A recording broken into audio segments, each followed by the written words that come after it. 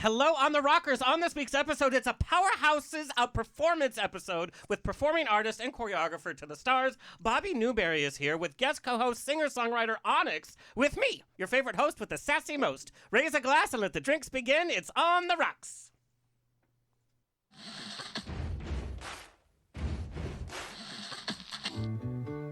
Thank you for being Boulevard. Life is a banquet, and most poor suckers are starving to death. I'd like to propose a toast. This is On the Rocks with Alexander, where I drink with your favorite celebrities as we talk about fashion, entertainment, pop culture, reality TV, and, well, that's about it.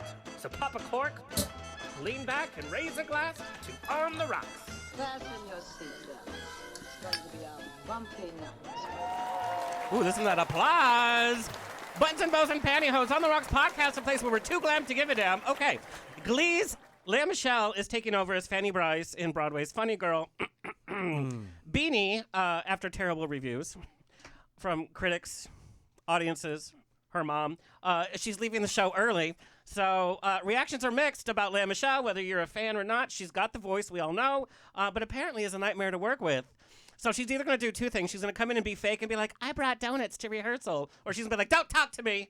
But we need a reality show about that one. So like us on Twitter and Instagram at On The Rocks On Air, and on Facebook, On The Rocks Radio Show.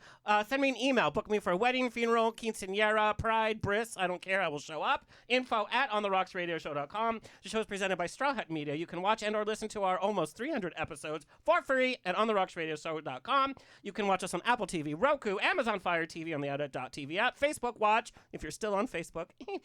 Streaming with Pride on SVTV and on Channel 31 on the East Coast 4 times a week. The show is brought to you by FanDaddies.com, bringing you the sassiest and classiest clacking fans for prides, EDM parties, sassy selfies, and even sci-fi nerds. Head to FanDaddies.com, support your small LGBTQ-owned businesses. Also, a word of warning, tonight's shenanigans are brought to you by the vodka tastings of Neft Vodka. Pure taste is just damn good vodka. It can be drank by itself, which I know, or it could be drank with anything you want to mix with, which I know. I was in a pinch, and I had it with Diet Mountain Dew. Throwback to my college years. It's quite delicious, and I've never had a hangover off of this, and some of our people here in this room can tell you how much I drink. No hangover! Woof. If that's not a testament. All right, let's get the show on the road. Returning back to On the Rocks, please welcome my guest co-host today. Onicks is an LA-based, non-binary pop sensation and songwriter who has emerged from the well of despair to bring hope to those who are on parallel journeys. Merging the worlds of electropop, alternative R&B, trap, and pop, they are defining a new sound featuring raw and mesmerizing lyrics which appeal to all, with their single Illuminati reaching over 1 million streams, and the release of a brand new banger, by the way, Left Hand, Show Me All Your Diamonds. I'm obsessed. Called No Problems, which we're going to take a little peek about with Marquis Jordan. Onicks is taking flight. Please welcome back to the show, Onicks. Oh, thank you. Girl, you've been busy. Prides, pop-up performances. Yes, and I just did a radio show in the UK. Yes, I saw. Yes. Gadio. Yeah. Gadio, yes. Congratulations. Thank You're you so international. Yes. Left hand, show me all your... It's in my head, like over Give and me all over. your diamonds. Oh, yes, all my diamonds. So you've been on the show a few times. We have talked about your past, some of the struggles that you've overcome, but every time you come, you bring a different change or a different direction. Yes. And so, you and I have been friends, and so you're coming to the show, you identify as non-binary. I do. And for somebody as old as I am, I'm just like, oh God, okay, now pronouns, like what's happening? Can you explain a little bit about that spark to kind of make that decision and what non-binary means to you? Because there is no definition that's in a dictionary that fits everybody. Absolutely, yeah. So even when I was, 18, 19, 20, I still appeared the same way. I still didn't understand if I was more male, more female. And so I guess as the culture kind of shifted and grew and we decided to start labeling things the way that we do now, I realized that I fit into this group of beautiful people. The community of non-binary people is one of the most beautiful communities on planet Earth. And so I felt like, when I started to put a name with it, I started to gravitate towards these beautiful souls. So now I am a proud member of the non-binary community. What I think is so exciting, I think I mentioned when I first came out, there was gay, straight, and that's it. When somebody said they were bi, you were like, hee hee hee. But now there's this new label out there, non-binary. It doesn't even need to reflect your sexuality. Not at all. It's really about this kind of non-border way that you kind of classify yourself. There's no right or wrong to being non-binary. There's no definite answer. It's literally freedom from any kind of restriction. Freedom. Yeah. And what I love is that the youth, we have the government trying to tell us, don't say this in class, don't talk about this. The youth is like, who cares? We're so over that. They're not being raised with these kind of same restrictions in terms of labels and what we need to be. It's like you can be whatever you want. You literally, there's a term now, you can be whatever you want to be. Exactly. I literally, one of my last shows, it was at Tiger Heat, which is 18 and up. And all of these like beautiful young non-binary kids just flocked to me. And I was just thinking to myself, God, when I was 18 and 19, like it just wasn't a thing. Everyone, like I was just. I remember Tiger Heat in my day. I was a weirdo. I was like so strange, and so now all of them they fit in and they're not bullied, and it's like it's beautiful to see. Obviously, like we live in LA, we live in a bubble. Yes, but at least it's happening somewhere. At least there's safe spaces. When I was younger, I used to be like a fake emo. Like I wanted to like have the look. I did too. I felt comfortable in that look, even though it was so far from my actual personality. To hang out. Did you have bangs? Oh, I had Hot Topic punch cards. Like that's like how fake emo I was with the chains and everything. It was ridiculous, but I felt comfortable in that because I felt like I was expressing myself in a different way. Mm-hmm. But I was not real emo, and I got sniffed out real fast, right? What I think I'm realizing is that there was this kind of like artistic kind of way that I saw my image and what I enjoyed putting on, from the nail polish to different stuff. And if we had a term, back then like we do now, and I think it's beautiful. Absolutely. Okay, let's talk about pronouns though. My job is talking, and I interview a lot of celebrities. The last 2 years, pronouns have really become an issue. Yes. And I'm also a journalist, and when we write articles that are in print, it's usually a month to 2 months ahead of the actual magazine coming out. And I've done interviews with celebrities that have changed their classification or their identity. They've changed their pronouns, which is great because we're always on this evolving journey. You don't have to stay one thing. What you are today might not be what you identify with tomorrow.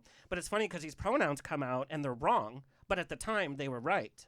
Yes. And we're so ready as a culture to kind of be angry and on the attack, especially because we're going through a lot socially and politically. But at the same time, it's like we're also like fighting within our community, which doesn't make sense. If I get your pronouns wrong, just say, hey, bitch, you got it wrong.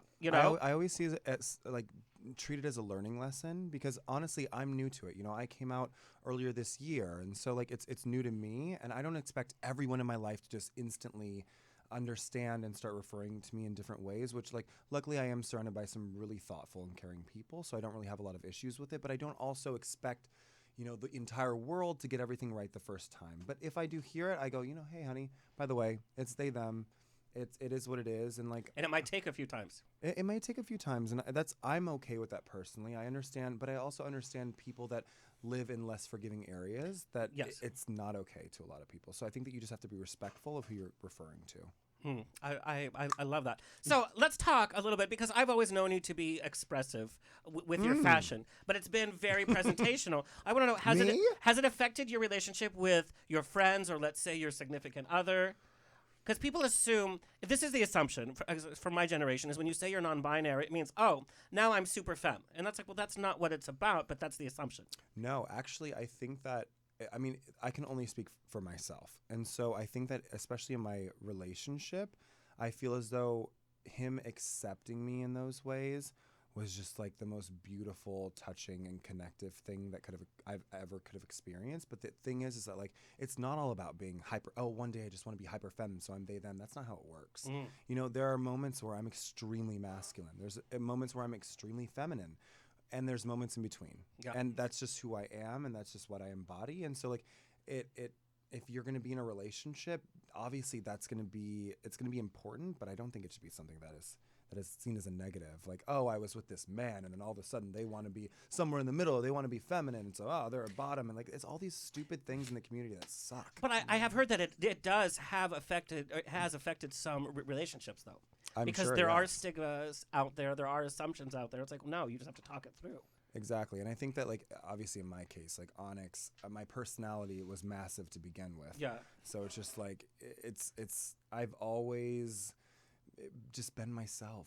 I've always been myself. And like now it's just cool that I have a label for it, for how I express myself. But I tell you, you have a non-binary friend. It's so easy to shop for. I mean, it really helps things out. You could go shopping anywhere. You can get me anything. Like, I love it. I mean, I will never do a metallic lip though. Oh, why not? I don't know. It just doesn't look good on me. I love it on other I've people. never seen you anything bad.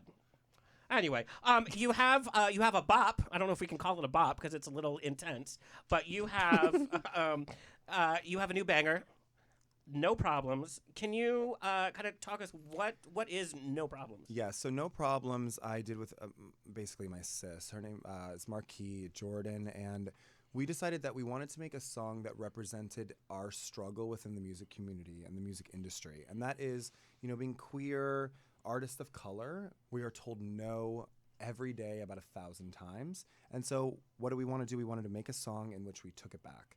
Where we said, screw this, we're taking all the diamonds, we're taking all the Benjamins, I'm taking everything that I want, and we have a video to match. I love it. I also love your support for the Oreo-loving community, by the way. Yes, I did demolish many Oreos in the making of this video. Oh, I love fit, skinny people. They can have 2 sheets of Oreos But and also, no there's guilt. actually a reason why I chose Oreos.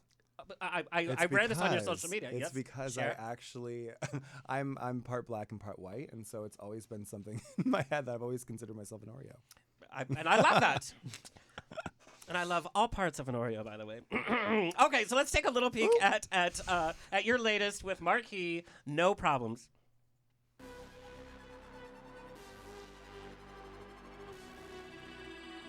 Cover me in oil platinum. I'm wanting how they look at you. I'm tired of feeling numb. What's in your house, in your bag, in your car? I'm manifesting fantasies. I'm gonna be a star. So stick up your hands, right? You know I never asked twice. This is a stick up bitch. You bout to watch me take flight. Cheers to the ones that used to be having it all. Excuse me while I take a shot at the ones with the gold. Right hand, left hand, give me all your diamonds. This is mercy, this is not violence. I see you screaming at the wall. I see you screaming, but there ain't nobody at all. Right hand, left hand, give me all your Benjamins. I am a legend, I am not irrelevant. Reach into your purse ever so slow. I wanna feel like I ain't got no problems at all. Watching as I lick my lips, staring to my eyes so devilish. So that is your sneak peek at No Problems. And I have to tell you, number one, I mean, that hook gets into your brain and never leaves. I mean, so it's a bop and it's great. And then you're like looking at it, you're like, oh my God, what am I cheering for? Especially with what's happening when our rich are getting richer and our middle class are struggling and our poor taking it class, all. who's even talking, to them. And it's very interesting what's happening. It's happening government-wise. Who's making laws for all of us? And so this video is very timely. A little controversial, but very timely. So Yes. thank you. Of course, you're welcome. All right, let's officially welcome our guest of the evening. Bobby Newberry began his career in the music industry as a choreographer for Eminem, by the way, another one of my favorite candies. Ooh. He would Very go on to first. work with a string of the world's top artists, including Nicki Minaj, the Pussycat Dolls, Missy Elliot, and Lil Wayne. His choreography work has been seen on TV and Dancing with the Stars and X Factor. In 2014, he released his first single music video, Dirty Up, featuring Jessie and the Toy Boys, soon followed after by his debut EP, The Newberry Special. And his latest offering, collaboration with the Onicks and Sam J. Garfield, is their single, Escape. And it's a scorcher of a dance record with sultry house elements, disco infusion, and a seriously hypnotic bass line. And of course, we're going to take a look at it. Escape is the third single from Bobby's upcoming EP. Please welcome Bobby Newberry. Hey. How you guys doing? Doing very well. Okay, we're not going to waste any time. Okay. I've seen you perform at Prides. I've seen you on TV. I've seen your work. I've been a huge fan. Thank fan you. on social media, and we see the glossy version of Bobby Newberry. But when we look at kind of the past and kind of what you've had to overcome, much like you've shared your kind of struggles in childhood dealing with certain issues, you were born or you were raised in Orange County. Yes. And we think, oh, OC, I was born and raised in Orange County too. Uh-huh. And we think, oh, OC, behind the gates and gloss and glamour, but that wasn't quite your experience. Not my experience, no. Can you share a little bit about your childhood and kind of what obstacles you had to overcome? Yeah, so my mom had me when she was really young. She's 22. She wasn't ready to have a child at that point. And my dad, begged her to have me and proposed. She had me. And then once I was born, she was, out and about being 22. Yeah. And I was bounced around everywhere, while she was in and out of, jail at certain times. And then So I had a little rocky childhood. So it was definitely not like a glossy childhood whatsoever. And then so I dove into singing and dance and anything I could, gymnastics to like focus on and to get me out of the house, right? And the second I got a scholarship to move up to LA, I was 17. I wasn't ready at all. I had no savings. I had nothing. I was just like, bye, and anything to get me out. And I got out and I never went back. Well, not only that, not only did you not have the support from the family, but you were Yeah. actually bullied Oh, yeah. by your own family members, Yep. by the way. Yeah, called many a names, especially by my uncle all the time, every name. But yeah, many not friendly moments. Yeah, that you would think that your family would be there and support you, but just wasn't the case for me. And also, like, it was just different. I feel like also, like, there wasn't like iPhones, and like I didn't even understand a lot about what being gay was. Like I was like, was I supposed to be a girl? Was I born because I didn't know, like there was no understanding of that. So, it was definitely, I feel like, really confusing as a child for me. I think when you were coming out, the depictions we saw on TV was either like Jack on Will and Grace, like Yeah. that's a version of Yeah. gay you could be, Yeah. or you were dying of AIDS in the 80s. Those were the only Right. two depictions on TV. It's like, fuck, Which, if anything was ever on in my house, like, and my uncle did come over, someone came out, they're like, why is this on? And it was like Yeah. a whole thing. So I was like always afraid to even watch anything like that growing up. What I love is that you have come up with like your material is so light and it's fun and it's energetic, and even how you first got into dance. I mean, you were winning local talent competitions, Yeah. even though you wouldn't have this formal dance training, but you were Yeah. doing this on your own. Yeah. Good for you. Thank you. What motto did you have, or what did you draw that kind of strength to like say, you know what, I'm not going to become a victim of this. I'm going to move on. To be honest, like I felt like, I fell in love with Michael Jackson and Madonna, like as a young child. And like a lot of kids, they would go outside and play, and I would lock myself in like the room, and I would rewind and play and teach myself the choreography. And, I said I wanted to, take dance lessons, and my family had no money. So I had no way of like doing anything like that or having the resources to even do that. So I learned by just watching over and over again and teaching myself. And that's how I entered myself in the first talent show. I mean, that takes some balls. I mean, I don't know if I would have been able to do that. Yeah, that's what I do. I feel like I do believe in past lives, because I feel like there's no way I would have maybe, like, thinking back now as an adult, as a child, like doing that, it was kind of like, a big move for me to like just be like, I'm doing this with no support from my family. But yeah, it's crazy. Definitely crazy.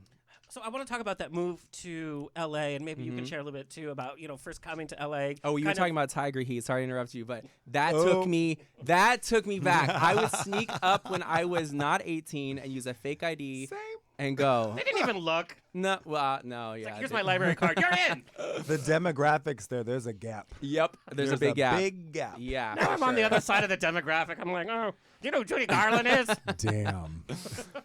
Yeah, I mean, I definitely looked like I was probably 13, like for You sure. still look like you're 13, by the way. Well, I'm like, thank you. Is he allowed to drink? I don't know, Ned Vodka. But maybe you could talk a little bit about that kind of adjustment. Yeah. Even Orange County, it's close to LA, but it could be It's farther. different. It's It's such a different place. It's a different place. I went recently actually for a wedding, and I haven't been in probably 10 years. There's still Trump booths, by the way, selling T-shirts. There was, I mean, out of the back of trucks. it was But even on the pretty side, wild. in booths too. Yeah. It felt really different. Did It you felt have any different. kind of like trauma experience, like having to go back to OC, just knowing that you're in that kind of environment? No, I was actually kind of excited to go because I wanted to go to like places I went when I was a little kid, beaches that I went to with my mom to, and stuff like that, like nostalgic moments that I wanted to have. But I mean, when I got there, I definitely had that feeling of how I felt when I was a kid, how I want to get out. Like I felt like I was happy to be there, but like after 2 days, I was like, okay, I'm ready to go. Yeah. But maybe you could talk about, and like I said, maybe you as well, is coming to LA. Like we joke, like, oh yeah, it was club scene and all that. Yeah. But it is pretty traumatic for somebody, especially somebody that is not there with their family. Yeah. Or that you're kind of on your own. And LA can be pretty gritty. It can be pretty awful, as much as you can find your tribe, and that helps with the transition. But it's still pretty shocking. What were some of the biggest, hardest adjustments for you and obstacles when you first came to LA? For me, well, I came up on a scholarship, and so I was basically like a slave to that program, which in the best way possible. But I was working like the desk, but then I would also dance from like 10 a.m. to 11:30 p.m. at night, and then on top of that, I would work at Starbucks because I had no money. So like I had like zero sleep. I felt like I was running my body to the very fine line of like breaking. And then on top of it, you know, you want to be young in Hollywood and going out. So like I would try to do that too. So I feel like I ran myself really, really low, like the first part of my time in LA. And then I got really lucky with great friends. And then I did go through a big party phase of going out, though. Like I was going out like at least 5 nights a week. If I didn't, I felt like I was missing something. I'm still in that mode. Way too old for that. I have phases. Yep. What was The it like fear for of- you? When I first moved, so I grew up in the Valley, and then my parents kind of like stripped me away from that. We lived in Colorado for a while, and so I decided to move back on my own. I did my 1 year of college there, like they requested. Then I ended up going to MI here, so the Musicians Institute, and Cool. it was terrifying. Oh, really? So because when I moved back, I had just come out of the closet, and so I went from completely straight guy, dating women, all of that, to like gaga gay. Yeah. That's like, a rough. Like it's, That's a it's big- funny, that's a but big- that's a big. It was, Yeah. it was, and it Yeah, was like good in the for span you. of like 3 weeks. That's great. It was 3 minutes. He's like, born this way. It was like smoke, and like all of a sudden Smoke. there's like highlights and makeup. But so I did that, and I moved back, and then like finding your tribe was a huge part of it. But I couldn't quite find one that would accept me because I was not normal in West Hollywood at all. I mean, West Hollywood. I mean, I think we've made a lot of progress, but it's Yeah. still very unforgiving for certain tribes. It's still very certain cliquey. experiences. It's still very. There's still moments like that. I think it is definitely getting more forgiving. But yeah, it was kind of terrifying. But luckily, just like you, I had a purpose. I knew what I was doing, and like there was a lot going on for me. So like I was able to focus on those things. But eventually, I did get lost. And Yeah. it's inevitable. And you found your way back. I did. And now you can like talk to other youth that are going through Exactly. that same journey and be like, 100%. hey, don't do this.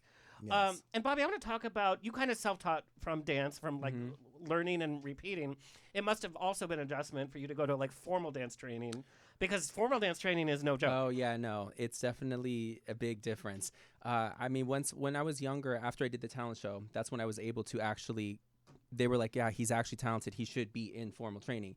So when I got into ballet, which is the fundamentals for everything and the most important part of your dance training, it's a very eye-opening experience. Like when you think you're really good, you go and you're like, oh my God, this is like much harder than I expected. But I really, really dove in as like such a perfectionist to where I would even be in the driveway. I remember in the driveway in my street, they had like a light that shined from like the garage.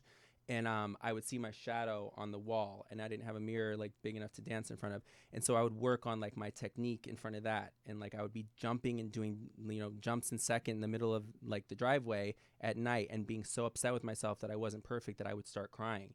And my mom would come out and be like, "What the fuck is wrong with you?" Like, am I allowed to say that? I don't know. Yeah. But You can say she'd be whatever like, you want. She'd be like, "What's It's 10 bucks per F word. I'm good for it. It's fine. She'd be like, what is wrong with you? And like, I've just always been that way with myself. So I like dove into like the perfection element of like, especially ballet. I wanted to be really good at it.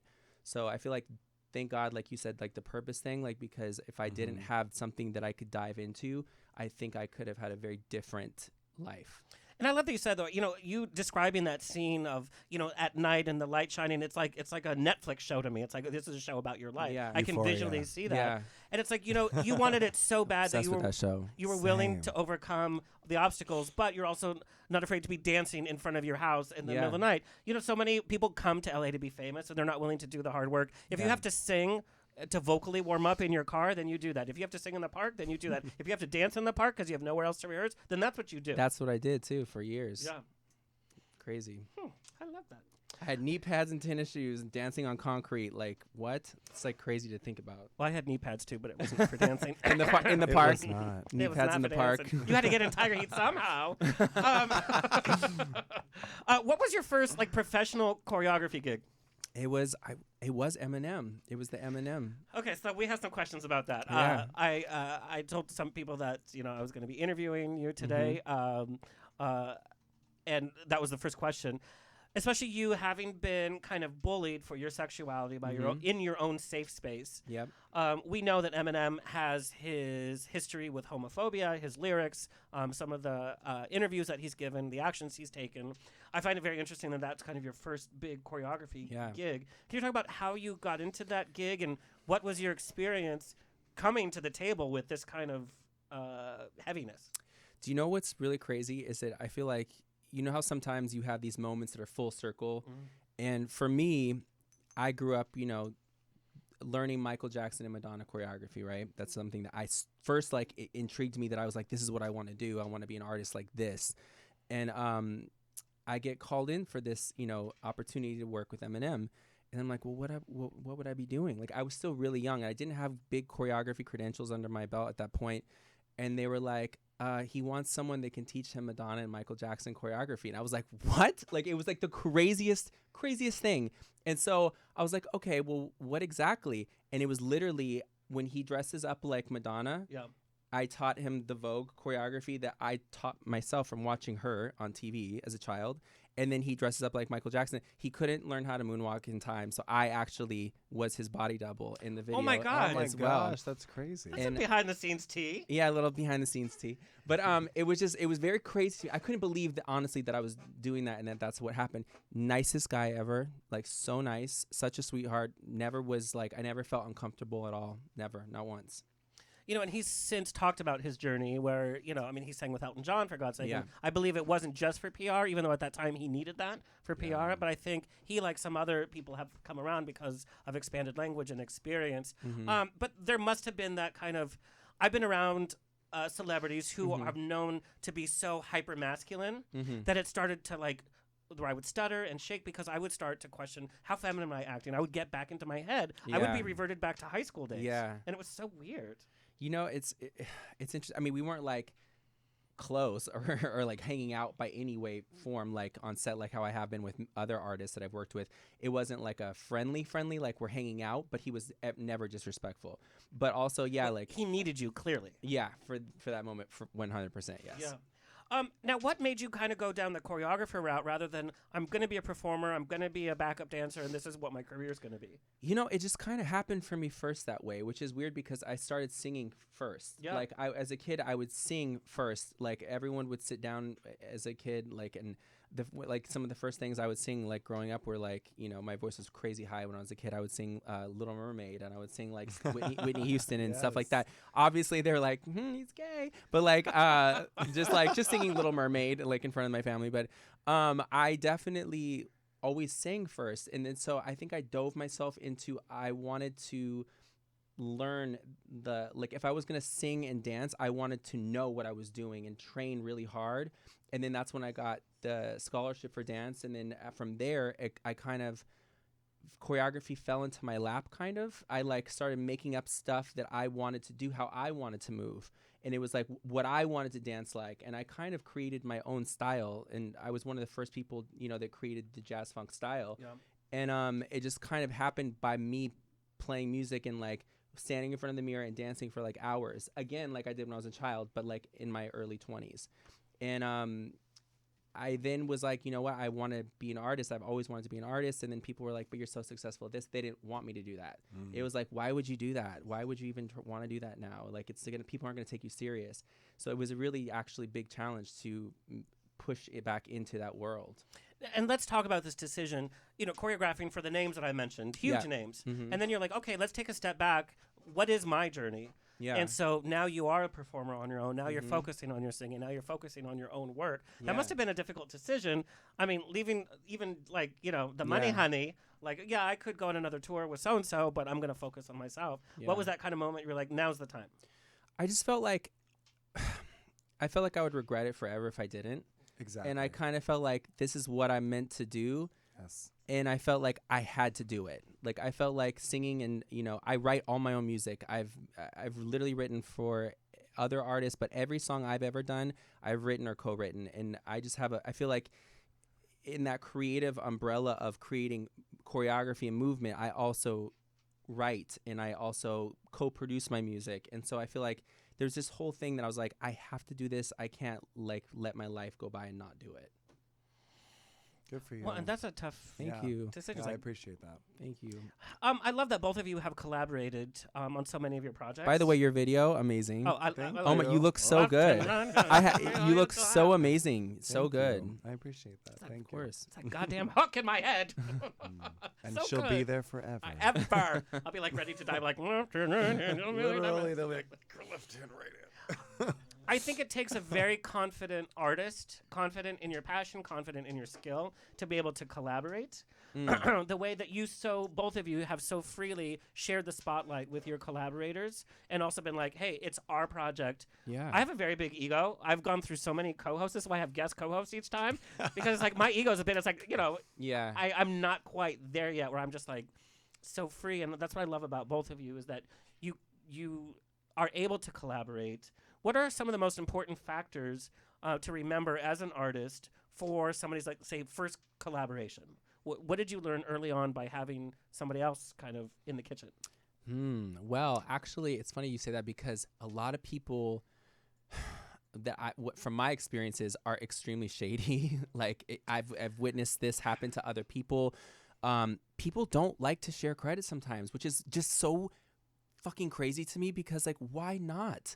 What is the problem with sharing credit of, like, where credit's due? Like, even still, like, I feel like it's a thing that, like, people fight over with choreography and stuff like that. I'm like, I've never been that way. I've had it happen to me. And I'm just like, what is the point? Like, share credit where credit is due. Like, I think two minds are always better than one. Like, if you, especially if you vibe creatively and, like, you're working on a project and, like, it's feeling like a vibe and it flows perfectly, why would you not, like, want to have that moment? Yeah, and I learned, like this Marquis Jordan and Onicks collaboration is the first one I've ever done, and so it was a huge learning curve. But I think one of the biggest things I learned is that, like, during this process, we just, like, finished the first leg of our No Problems tour, and we've Congratulations. had a bunch of thank you. We've had a bunch of press, and, like, everything's been, like, just, like, so on a different level. And so I've learned that, like, what his successes in this entire project are mine, and mine are also his, because we're doing this together. And also I think that the major thing there is that we got to know each other and we became family before we created magic together. And sometimes you get that luxury and sometimes you don't. Sometimes it's like you don't, you have I can 2 days to imagine. record this. What I say about you and Exactly. Marquis, knowing you both, is that there's a sincerity to Oh, your yeah. project and there's a sincerity when love you're it. on stage. Yeah. But there's a lot of cutthroat in the entertainment Yeah. industry, like you've mentioned, especially in the LGBTQ entertainment. We're so threatened for our friend to succeed because we want that for ourselves. You're not that person. They're not you. And to your point, if we all succeed, then we all succeed. Yeah. Exactly. So I think we need more of that, and we need to challenge each Which other. I don't understand, to be honest. Like, I don't understand why there isn't more support, especially in our I know. community as artists. Like, I don't feel like, I sometimes don't even feel supported, where I'm like, I don't understand why that is a thing still. Like, And also just, like, following through. right. Why are there so many people that are just like, oh my gosh, we should do something together? Because they come to LA to be And then it famous and they're not willing to do the work. It never fucking happens. Yeah. I have so much to say about that.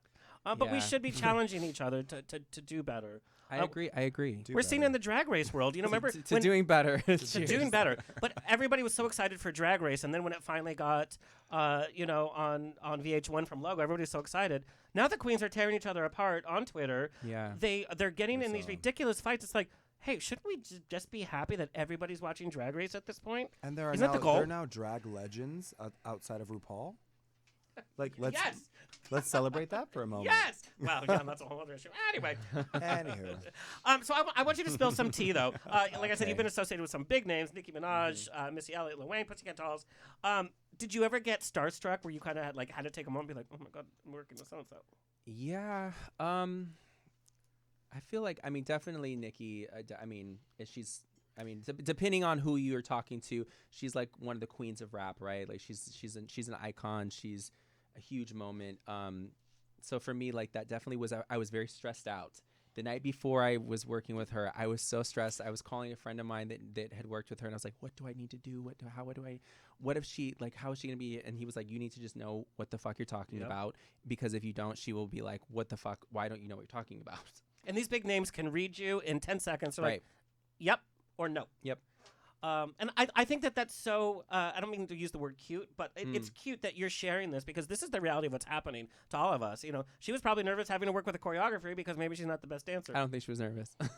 I mean, but you know what I mean? It's like we all have our own She insecurities. felt nothing.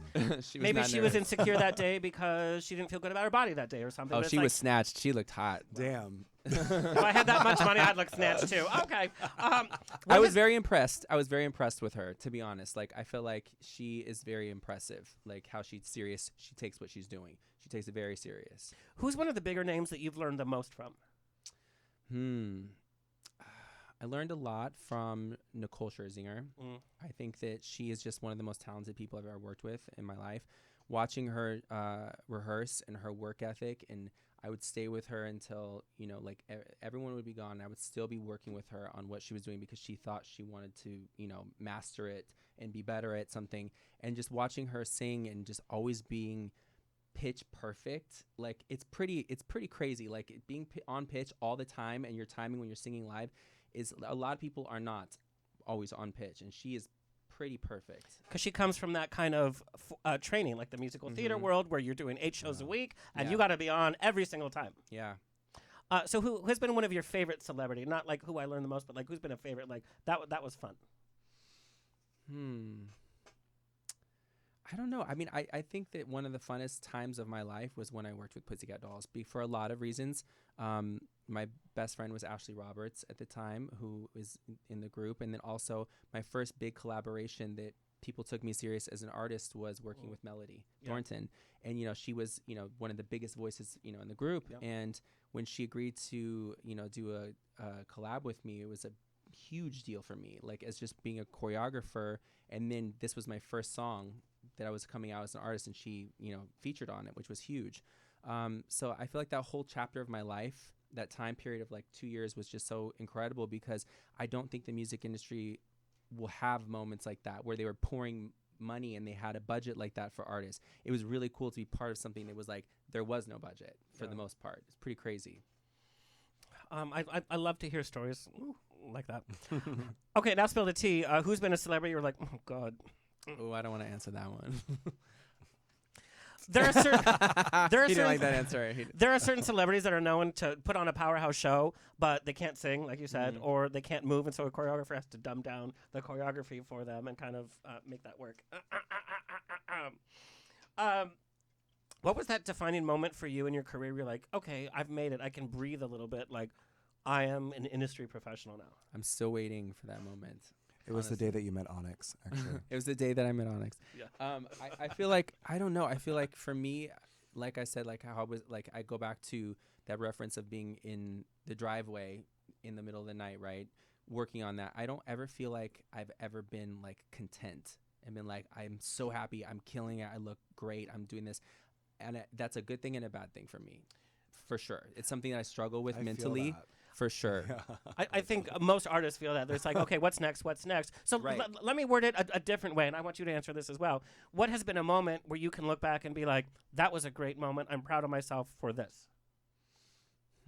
I feel like when I headlined Miami Pride, that was a big moment for me. To be a headliner on the main stage, you know, Saturday night, 9 p.m., and it was a big moment for me to do a 40-minute set of all my own music. You know, I was like, wow, I have a lot of songs. Like when I was going through, like putting together my set list, I was like, damn, like this is a lot of material that I've written, and to pick it and put it together and piece it into a full set, I felt really accomplished and proud of myself at that moment that I had all of that to put together and to perform. Prides are so difficult. You know, I've emceed so many prides because you think, oh, everybody's having a good time. They're just going to be happy to have live performance and all that. And it depends like what city, what state you're in. It's like what stage you're on. Yes, this is a real bop, and then the audience is like, yes, and I don't understand that too. It's so weird. I'm so like, weird. are we on the bad drugs out there? What do we need? Like, it's like, what drugs do we need? Because sometimes I feel like it's just like a lot of step touching in the crowd, but then sometimes there's so much energy. Yeah. It just depends on the crowd, honestly. Yeah, I just did LA Pride, so we did Hollywood Boulevard. It's like 4 blocks of people. I didn't actually understand that it was going to be like that. And so I performed with Marquee, and we did no problems. And there was a moment where I was just like, I was looking out in the crowd, and I was just like, put your hands in the air. And it was like 4 or 5 blocks on Hollywood Boulevard. They were just like, yes. That's amazing. And they were also doing right hand, left hand. And I was just like, okay, Yep. this is a moment. That's a moment. And then we were just like rushed off stage and we did like a radio show on the street. All the people that had just seen us were like crowding the windows, and like that's just like a moment. That's just like that's a pride moment that I will never forget. And we have to reward ourselves. We have to pat ourselves on the back, be like, you know what? Let's take this one. Yeah. Uh-huh. You know, I got don't that think we one. congratulate ourselves enough. You know what I do think though is like you were saying how it's hit or miss. I still don't understand that either about performing at a Pride festival. As like an artist that's in the community, it's shocking to me how I'll watch other people perform too, and they don't get like the support It's in the so weird. audience. And I'm like, why aren't you like clapping for them? Like It's like the algorithm on Instagram. Who knows? oh my god. Okay, so let's do a hot topic, Oof. and it's about prides. Prides. Everybody's happy to be back in person. Prides. So people are going to prides. Of course. Ticket sales are ridiculous for the youth that is trying to put themselves through college. They're trying to pay for their first apartment on their own, and then we're charging $80. We're charging $55 for a Pride ticket. And the reason why we're doing that, and which I understand, you know, you look at the budgets. You're paying Christina Aguilera to come out. You're Right. paying TLC to come out. You're paying for names to come out. Yeah.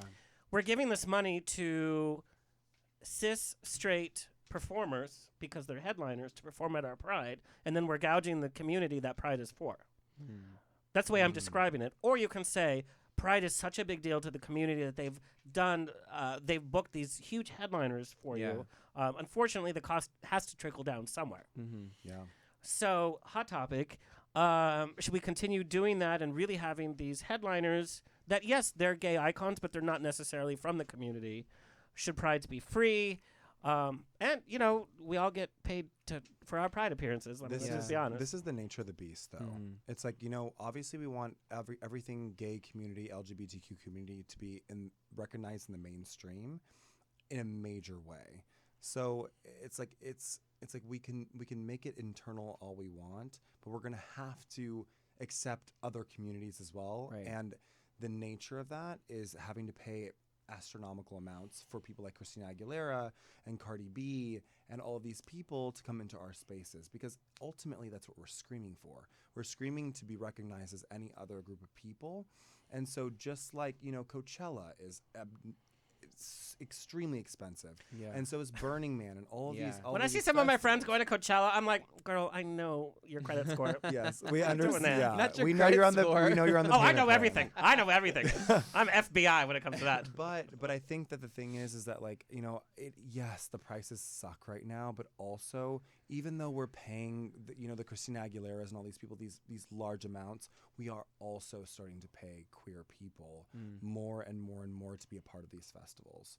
So I think that from a performers and an artistic standpoint, I think we're on the right path.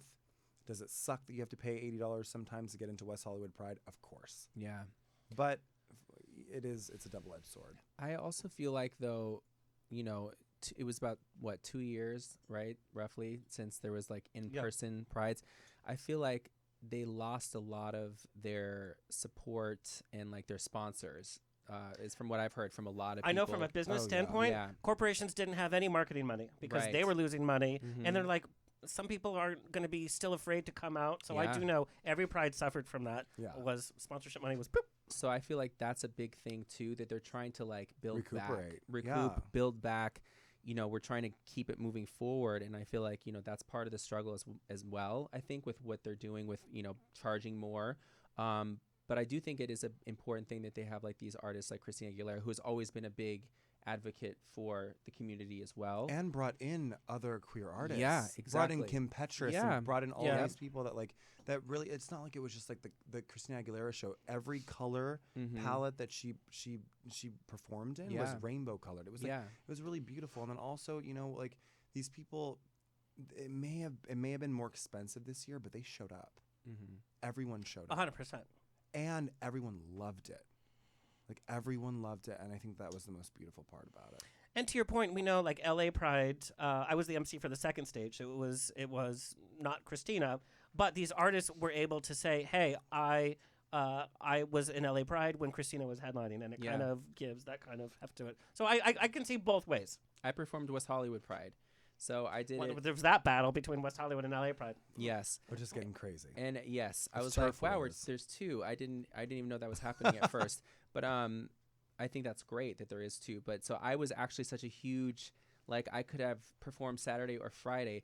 I wanted to go Friday because I grew up being a huge Lil Kim fan. And so for me, I was like, I want to be on the same night as Lil Kim. How this was means Lil so Kim? much to me. How was Lil Kim? I didn't see Lil Kim. Lil Kim, I mean, I love Lil Kim. She's Lil Kim. She's You Lil get up there Kim. and read a She's rap Lil book. Kim. Come on, She's she's Lil Lil Kim. Kim. Like she's there's nothing like Lil Kim, like for sure. So I don't know. For me, that was like I'm on the same lineup as Lil Kim. That's a big deal. Just like what you were saying. Absolutely. All right. Well, there's that hot topic. Okay. Hot topic. All right. I want to talk about mental health in the entertainment industry. Yeah. The last couple of years, we're actually having conversations about mental health. There's a pandemic that's happening with influencers. We're having younger and younger social media stars committing suicide because they're trying to present this false idea and presentation of who they are. And they're not being honest. But I think we as an LGBTQ community, and I do think social media is part of it, is that we're more honest with our stories and we're able to talk about our depression. So I want to talk because, both of you have been through so much in terms to get here, and what you're putting out is just so positive. The messages you're sharing are so positive. But I want to know how you deal with the mental health aspect of being the performer, being on stage, presenting this, which takes so much energy, but then the person having to deal with the peaks and valleys. Sometimes you're not booked for a couple of months. Sometimes you're like, oh, shit, what's going to happen? Or maybe this single didn't do as well as this. Yeah. So how do you deal with that? How do you maintain your mental health? I mean, personally, I kind of have struggled with this recently more than I have in the past. I think it's because, things are picking up for me. That's tough. It's like the more success you have, the more you're like, Yes. Yep. So the more things get compiled, I've kind of started having little, I guess I'll call them mental breakdowns. And so last year I spent some time outside of the country in Costa Rica. I really found my spirituality. I learned that as a person, I love spiritual healing. I love Reiki. I love all of these methods of spiritual healing. And so I realized that now is the best time for me to apply that to myself. And so recently I had a friend come over and we did an entire session, and I felt like a brand new person. But I think that if I had continued the way that I was going and just trying to be almost 24/7 completely on 100,000%, you will absolutely break. I don't care what level you're at, or but as things compound and they get heavier and the contracts get bigger and the conversations become heavier, you have to take a second to realize that you are a human being. I don't care how strong you think you are, and realize that you need to release some of that. You need to completely disconnect, unplug, and resurface your entire mental state. And that's what I had to do very recently. It was literally last week. Well, and you have been so busy with everything. It's like as an artist, we're so afraid to not take a booking or something, and sometimes it's okay to say no. Right. Also, say no. Yeah. You have to. Yeah. Saying no is something, that I've learned. It's hard for artists. It's really Yeah. hard to fucking say no. Yeah, I know. Because you feel like you're going to miss out on something Yep. spectacular, but it's your mental health comes first, because then you can be 10 times better at the next thing. But then you're still going to be, you're just always going to be in that 10 steps behind. You're not feeling like you're. I know. And also for me, if I say no to something, I'll think about it for forever. It haunts I you. should have done that. If I would have It's done that, if this haunting. it could have turned into this. And it's I have 200 storylines that pan out. I know. My brain is just writing a whole novel of different books and endings, and I'm like, what is happening? And for me especially, I feel like I started paying attention to the mental health aspect of it so much more, even just this past year, and what this industry does to your mental health. And growing up, being told all the time when you're training, you look like shit, you look like shit, you look like shit, this is not good enough, you look sloppy, this is this, which is part of the training process. Right. But then it does kind of affect you in a mental way where when you're older, I still tell myself that. And I'll be in I'm to this day, for rehearsal for the last Pride I did, I was in the mirror constantly being okay, this looks like shit. I'd watch the video back and I'd be like, this looks like shit. I sound like trash. Like, and I catch myself saying that. I'm like, you literally talk so mean to yourself. Like, if people could hear the way I speak to myself versus what they think I'm like from like social media, they would see like it's a much different Bobby than people. Confidence and yeah, all of Right. those things. Yeah. And so for me, it's like I really started to learn like, okay, this is not healthy, like to be like this. So but it's still like a process of like learning how to change that thought process. And it's an everyday battle for me when I'm working on projects. And not only did you have like in dance class, where you're never perfect in dance because there is no Never, perfection in yeah. dance. But then you had that. I'm not. But then you had that like from your family telling you that you weren't perfect in many other ways, and Yeah. so that's been ingrained in you from the beginning. Yep. Lord, there's a lot. Well, I think you're perfect. Thank you. I think you're perfect. Thank you. Well, and let's be honest, both of your brand presentation, it also incorporates sexuality. Yeah. So we have the shirtless pics, we have the Yes. booty pics, we have the cinch look, we have that. You're also on stage at Pride. People want to see pretty people on stage at Pride. That's just part of it. So that's also the added part too. Is A lot of pressure. yeah. It's a lot of It's a lot of pressure. Just lot be a of pressure. podcaster, you'll be fine. the pressure is so much fun though. The pressure is fun. Yeah. It's like it gives you something to really push for and like It's like a high. but like I kill myself before shows. Like I like the amount of like rehearsals, 8 hours plus I'll work out before, plus I'll like, eat like just what I should be eating. It's not the most fun moments, but it's worth it when you It's so worth get the it. results you want. As long as you have the right people around you Yeah. that also are just like, you're doing the right thing. Yeah. This makes sense. You're not going overboard. I Yeah. think you're fine. Like everybody in my life and my team and everybody is just like, Onyx, like we'll tell you what time you need to be doing everything, but like Yeah. you're doing the right thing. Everything's good. You look fucking snatched. Yeah. And that's all that matters. Yeah, you did look snatched. You look snatched now, but you look great in the video too. Thank you. But that's also like there's that pressure though too. It's like There's a lot. because if there's like one little thing, then you feel like you're not snatched at all. It's like well, nobody's noticing what you're noticing. Well, it's also like it's also like if you look snatched at one show, right? Yeah.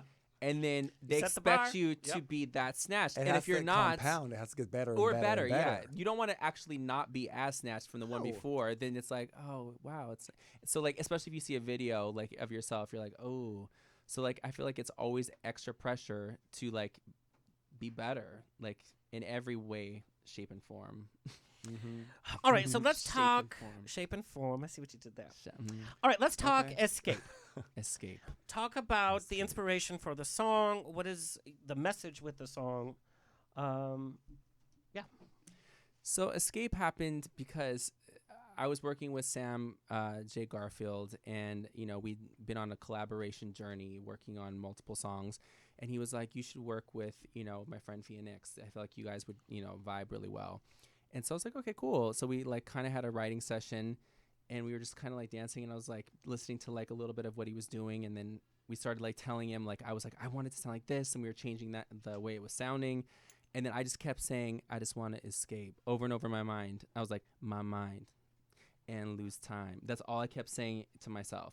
And then I was like, what do we want to talk about like in this song? And I was like, what do people need? And she was like, I love Let's Escape. Let's like escape this shit that's happening. Because a lot of times when you listen to music, I do want to listen to music as an escape. You know what I mean?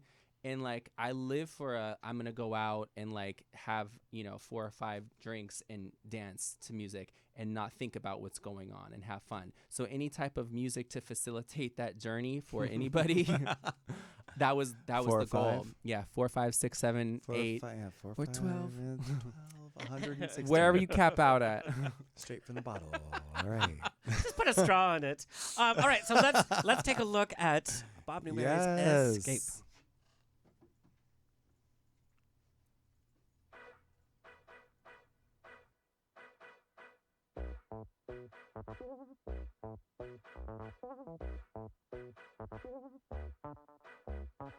Can't keep feeling this way.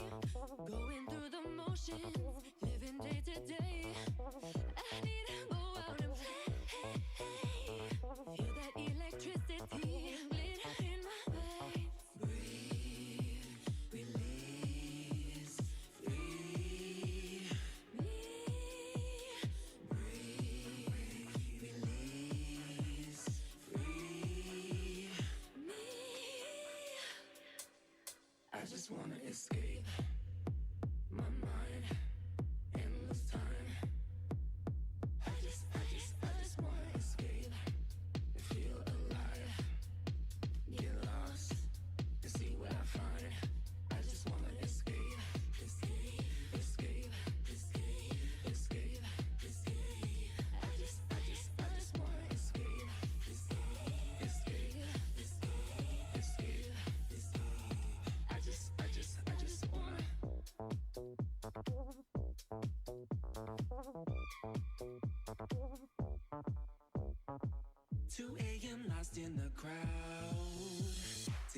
just got me lifted, sailing through the clouds. I love that this makes me feel so free. Getting loose, getting wild, running free, moonshine. In the beast is where I'll be. Breathe, release, free. Breathe, release, free.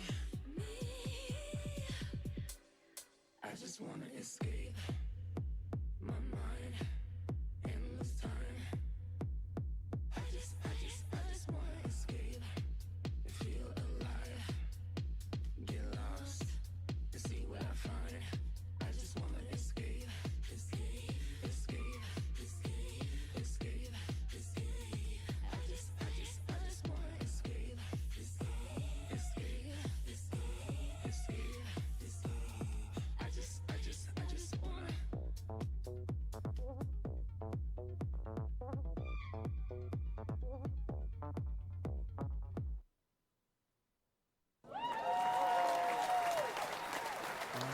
So that bass line,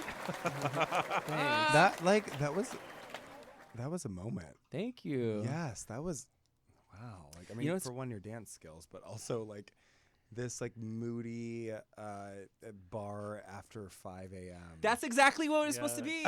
We wanted it to be like, okay, where are we in Europe? That's like at Yes. 5, and we're yeah, the just sun we're is there. rising, Yeah, and oh, you're just yep. like, party's still going. Yep, it's Um, still happening. What I love is that we saw the mastery of your choreography. It was definitely there, but it was also this free kind of escape on the dance floor. We've all had those moments like, I dance like a fool and I don't care. But it was still brought into, we see kind of your whole career there. Yeah, thank you. and also your entire body. Yeah, I mean, Well, not the entire body.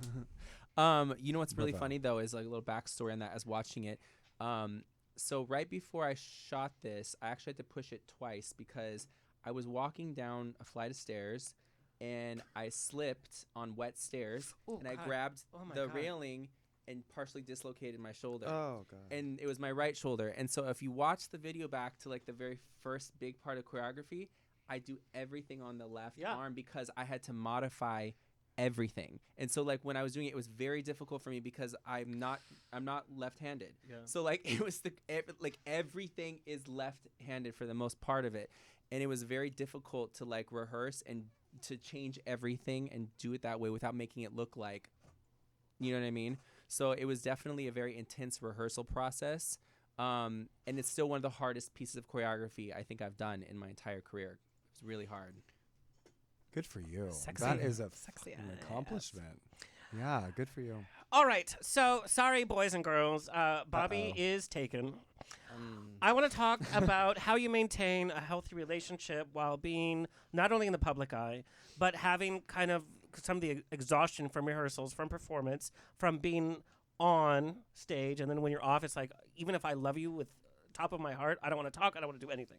Yeah. Talk about how you kind of maintain that, and Onyx, you as well, because you kind of work with your significant other too, which is difficult. That's always tricky. Yeah. I feel like for me, he's my best friend. And we just understand each other really well. Sometimes I can't fucking stand him, and I think that's part of being in a relationship. Any relationship. But at the same time, I love him with all my heart, and I couldn't imagine not, being with him. There's never been that moment. He's just the best guy ever, and he's very understanding.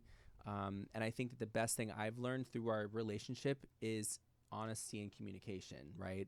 Like if you can't be honest about what you want or what you're feeling or how you're feeling, then how can you expect, there to be a flow that makes sense between the two of you?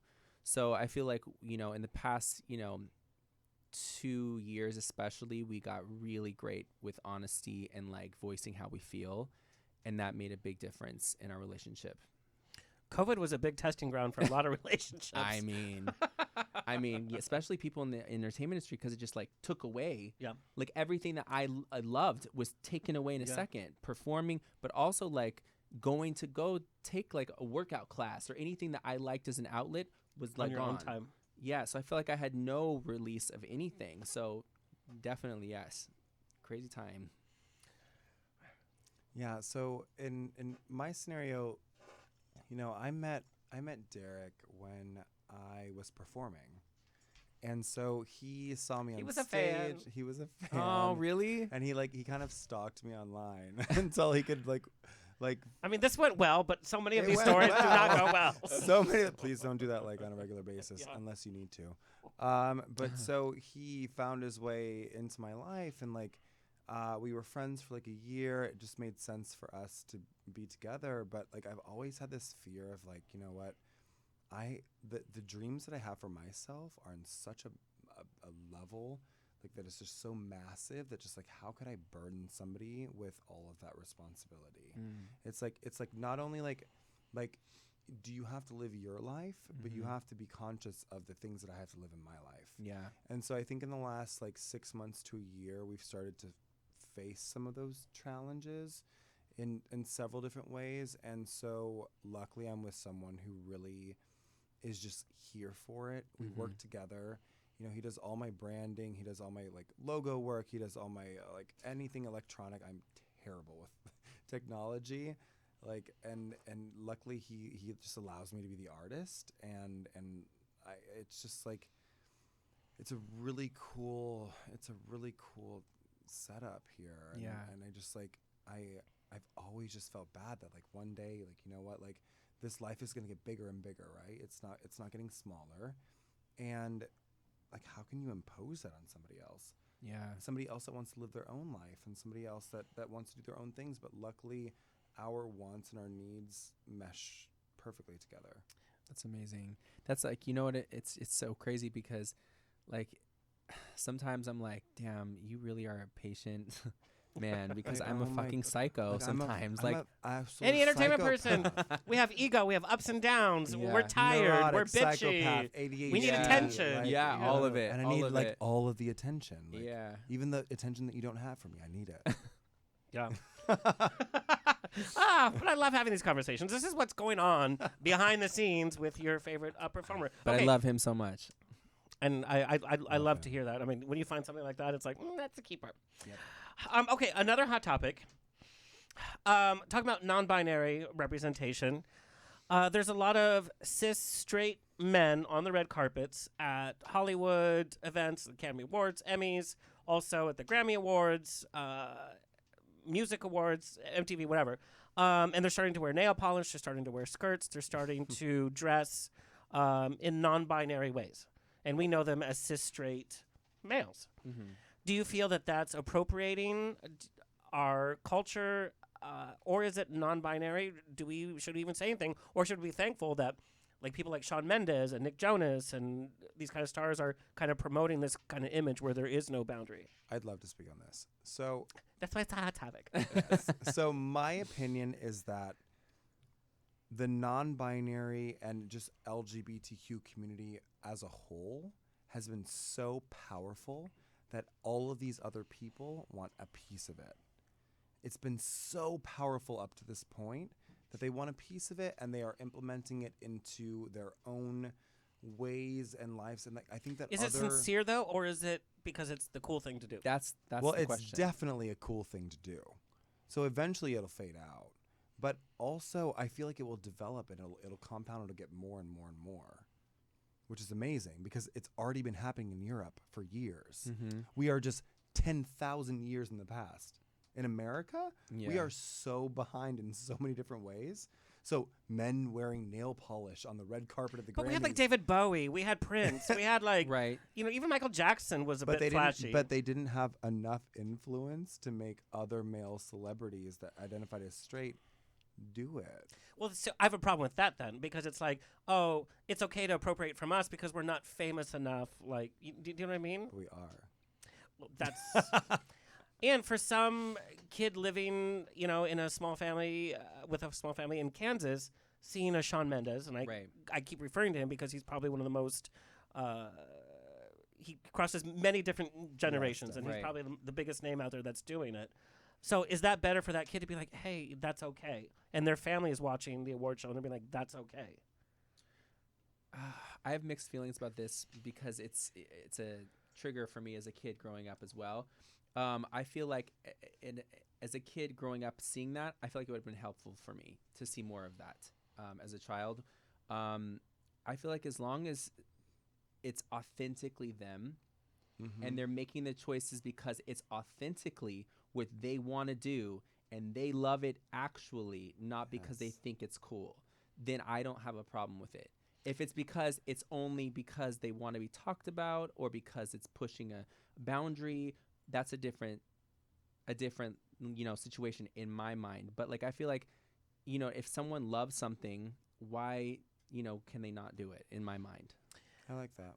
But it's not like they're going Thank to you. Starbucks and they're wearing the same kind of fashions. But we also know red carpets are not really the stars picking out their outfits either. Right, exactly. So the stylist is like, here's what's happening, here's what you're going to wear. And they're like, okay. I think the answer is having more queer people on red carpets. Well, I think we're getting that way. That would be great. Yeah, Yeah. and as we go, like every red carpet, I feel like is more and more drag queens and more queer people. Okay, so devil's advocate, and I've started to, and I'm very candid on this show. We have like Billy Porter. When Billy Porter first started wearing gowns on the red carpet, I thought it was glamorous and it was gorgeous and it was him being him. I believe he loves these fashions. Now I think that he's going so overboard with his fashion because now he's proving the point, but he's already made the point. Right. And now it's too much where I don't think he's sincere. You saw what he wore for, I forget what the last music awards were, and he introduced something, and he had these weird, like, it didn't even look fashionable. Right. And I thought it but was think so much about- he was just pushing the envelope just to push the envelope. But think about what you just said. Is like you just said that like he found something that he loved and he got attention for it, right? And so because of how our society works, he had to do more. Because of how people look at queer people, and we're finally being accepted. And they're like, "Oh, it's Billy Porter. He's like our big queer person that I support Billy Porter, so I love queers." And so Billy Porter naturally is going to have to do more and more and more and more. Right. So it's going to be but to me, that's not sincere, though. Exactly. Yeah. But I don't think that it's on necessarily Billy Porter. I mean, this is just not cute on anybody. But I mean, like, look at, like, for example, different situation, but someone like Kim Kardashian, who I think can do no wrong. I think she's stunning. But, she was full in a black mask at the Met Gala. And do I think that that would have normally been something she would do? No. But do I think she did it because everyone would talk about it? Yes. It's also the Met Gala, though, too. Right. Valid point. That's interesting. But you know what I mean? Like, I feel like There's so many different I shades feel to like this. it's because, like, what is he going to do next? What is she going to do next? What's happening next? It's always like, what are they going to do next? It's not like they're going to stay in that moment, I don't think. If that makes sense. That's just a... Okay, final hot topic of the evening. Bette Midler. Okay. When I felt like that queer boy that nobody was listening to, it would be Bette Midler, her latest album or whatever she was doing, her Live from Cleveland. If you don't know that, just listen to it. She was performing in bathhouses with Barry Manilow before it was popular. She was hanging out with AIDS patients before we even knew what the hell was going on. She has 60 years of raising money, being involved with the community. She made a tweet about Roe versus Wade being reversed, and it was about a woman's body. The trans and LGBT, well, we're all the same community, came after her saying she was being exclusive of the trans community and came after her. And we know Bette Midler is like, she doesn't know Twitter. She's like, meh. Yeah. And so her response was, I've been raising money for as long as I can remember for the LGBTQ community, and I didn't mean to marginalize the marginalized that I've been spending my whole life to support. She says, so if that's what you want to dwell on, then fine. Yeah. So people took that she was even further sticking it to the trans community because of her flippant reaction, even though that's totally Bette Midler. She comes from a different generation. Right. I don't know how many millions and millions and millions she's raised for our community, but she's physically been there for the community too, not just That's the difference. sending a It's check. not just money, yeah. But now she's been canceled. Now they're going to say they're saying Hocus Pocus is going to be boycotted and that she's done. She's not going to get another booking in the gay community. What say you? This has a lot to do. Women of the world. We're being stripped of our rights over our bodies, our lives, and even our name. They don't call us women anymore. They call us birthing people or menstruators and even people with vaginas. Don't let them erase you. Every human on earth owes you. So This was get the tweet in question. that was the tweet in question. if we're being hyper aware and hypersensitive, I could see, okay, women, the label woman means so much now. Right. But she was literally talking about who abortion affects, which Right. is somebody that can actually give birth. Exactly. And like you have to understand, like, this is a person that like has put so much into our community in so many ways, shapes, and forms. Like not just as an activist, but as somebody who's entertained us. Yeah. Somebody who's represented characters that we literally dress up as. Literally. every Yeah. Halloween. Yeah. Somebody who's coming back and doing it again. And you know what? I don't think that there was anything wrong with the tweet. I with don't that either. tweet at all. I agree. I do not think that there was anything She's being wrong vilified. with it. Yeah. I know. Queer And Tea that- wrote that's badly like- about her. Advocate wrote badly about her. That breaks my Other heart. celebrities It are breaks my heart, attacking too. her. And it's like, what are you doing to this Bette woman? Midler is literally a Yeah. gay icon. A gay icon for sure. And all she's talking about is people that, like, I understand that, like, obviously the Roe v. Wade moment in history that we're losing right now affects the gay community. I know it does. Yeah. It's going to affect the trans community. It's going to affect the gay community. But what she's speaking about is women who can no longer receive abortions. Right.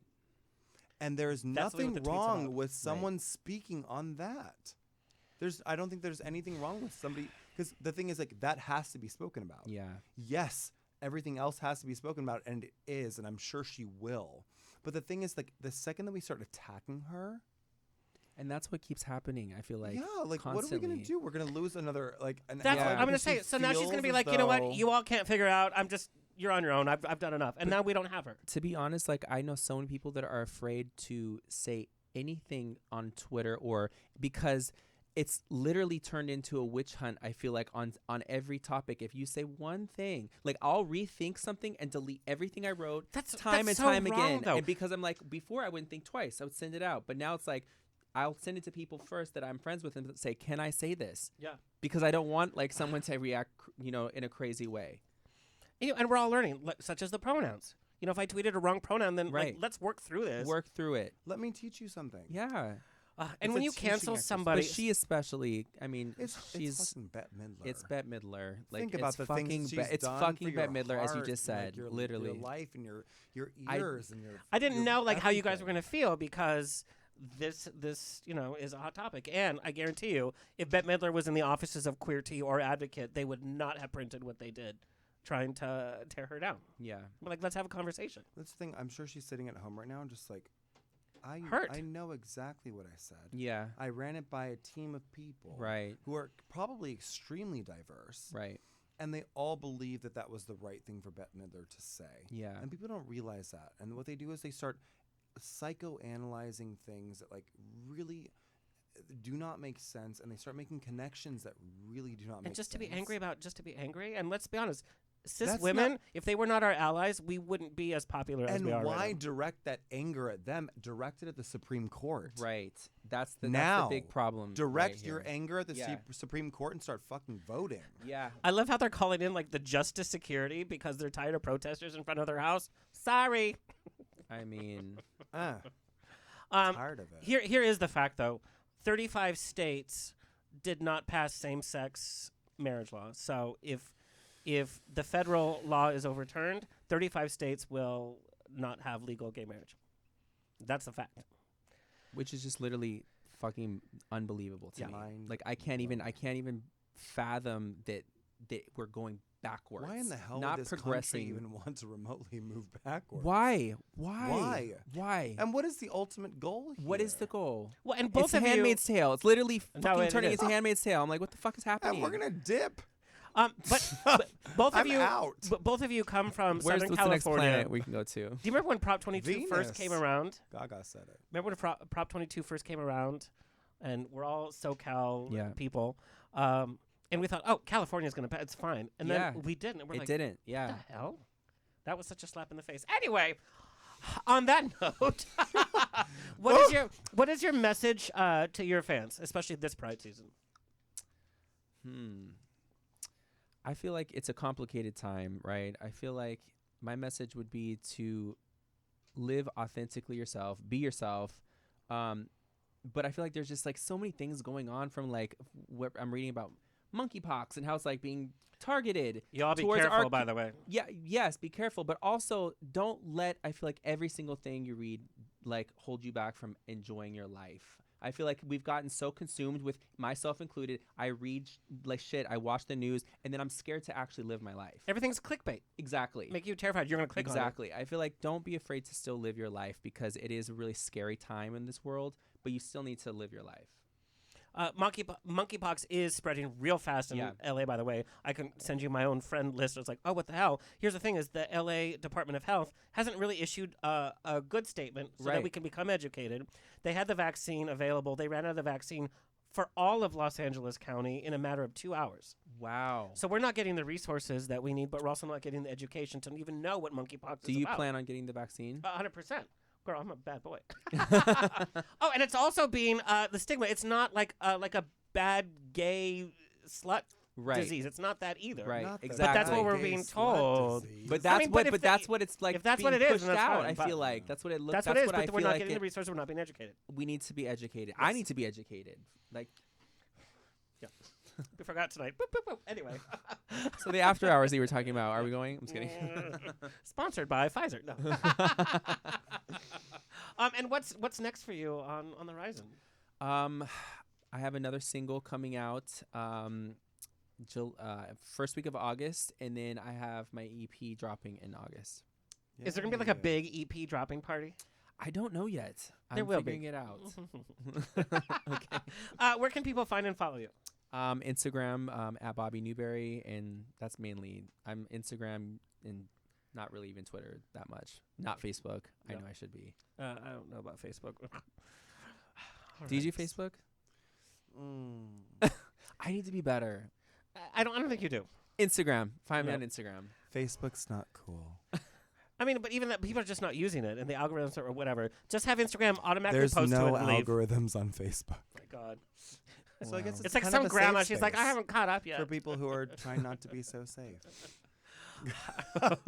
Onyx, what is your message to your fans? Yes. So when it comes to Pride season, just realize it's not over. Just Yep. because June ended does not mean Pride season's over. Show up. Show Vote. up, vote, and also support the artists that you love. Yeah. Support the artists that you don't know yet. Support the Yes. artists that you're about to love. Meet them. They all want to meet you. They all want to say hello to you, and they all love you. We all love you. And that's my message. I love that message. Like, be a fan. Be a fan. Be a fan. Be a fan I love because being a fan. guess what? We need fans to survive. Yes. We really do, and we love you. You have no idea how much it means for us when you send us videos of you dancing to our music, and when we just like sit at home on like a day off finally, and then it's like right after a show, and like you're posting everything that we've put so much work into. You have no idea how much it takes for a queer artist to perform at a Pride event.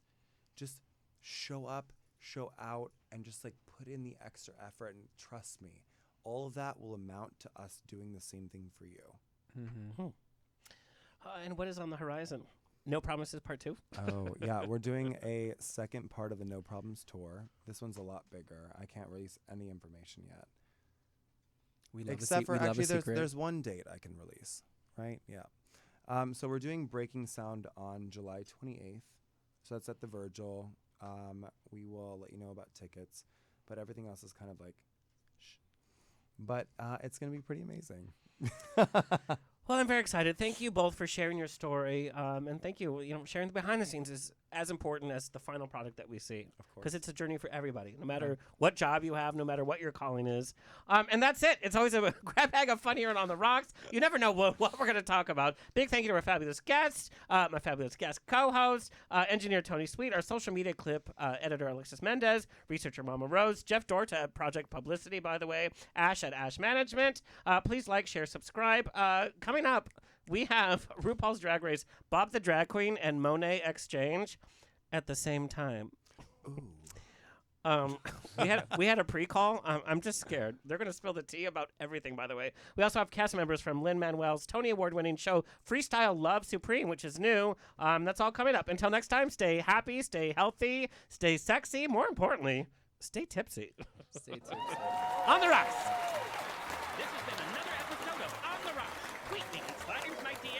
Twitter and Instagram at On The Rocks On Air. Find everything On The Rocks for free at ontherocksradioshow.com. Subscribe, like, review, and share. Until next week, stay fabulous.